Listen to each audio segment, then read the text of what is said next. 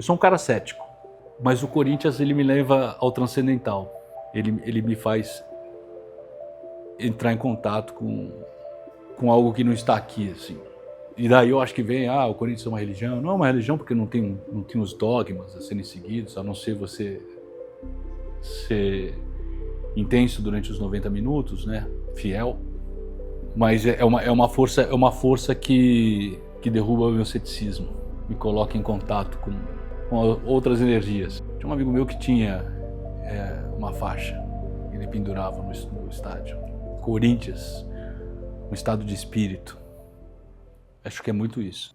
O corintiano da família era eu, desde moleque. De ouvir jogo pelo rádio, de parar o que está fazendo com a molecada para ir ver jogo na TV. Estou falando assim, pequeno, assim, 6, 7, 8 anos, né? Então, mas eu já carregava isso comigo. Já me sentia corintiano, cara, desde sempre, assim, desde sempre.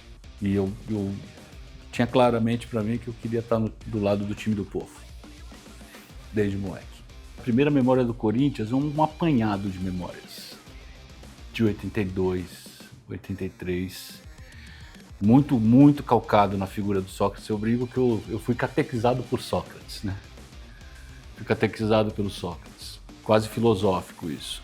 E eu lembro assim, de ficar incomodado com aulas de história, com a questão da distinção social, do nosso passado escravocrata. E para mim era muito claro de que lado que eu queria estar. Eu queria estar do lado do povo, eu queria ser corintiano, e eu tinha isso já muito prematuramente, assim, menino. E eu tinha a figura do Sócrates para puxar esse lado, né? E o Sócrates foi muito importante mesmo. Wilson Mano, Ezequiel, sabe, os números 8, 4, 2, Tupanzinho. Isso mais pra frente também, o Zé Elias depois, como volantão. Eu tenho um gosto muito particular por jogadores, assim, né? Posso, por exemplo, vou dar um exemplo aqui.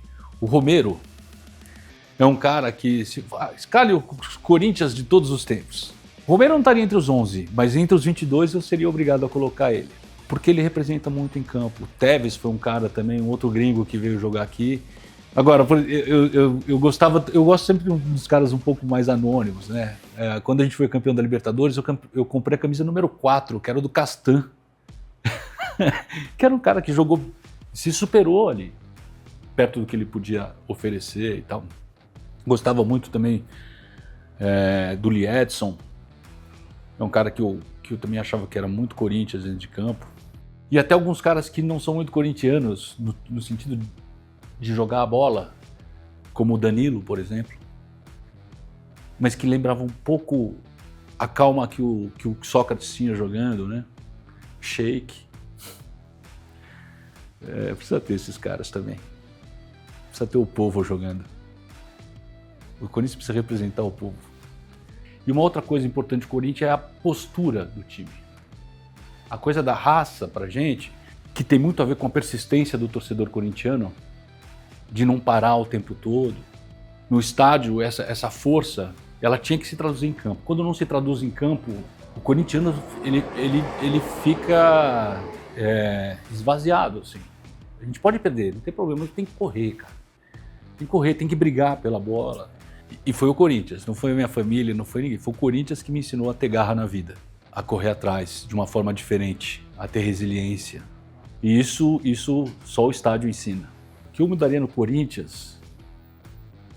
A primeira coisa que eu mudaria é os preços dos ingressos no estádio. Primeira coisa. E se possível, ampliar o estádio, pelo menos para 60 mil pessoas. Quando a gente abandona o Pacaembu em prol de um estádio novo, há um erro de compreensão do Corinthians. O Palácio de Mármore de Itaquera, reduzido para 40, 45, 48 mil pessoas, alguns setores proibitivos, financeiramente proibitivos. E isso é uma transformação na compreensão de ser Corinthians, a qual eu sou contra, acho até hoje um erro estratégico feito pela então diretoria, que está sendo custoso inclusive para a gente, mas o Corinthians ainda continua lá. Porque é isso, não importa onde a gente esteja, a força está lá. a gente esquece o que tem em volta ali quando a gente está em Itaquera e a gente volta a ser Corinthians. O Poropopó tá bonito de ver e é muito significativo a coreografia do Poropopó, né? Porque você tá abraçado ali com quem tá do seu lado, cara. E onde tem povo tem gente querendo arrebanhar, né? Então, apesar dos desmandos, a gente continua corintiano. A gente não muda, quem muda são os dirigentes, os estádios, estratégias, políticas e tal. A nossa força continua.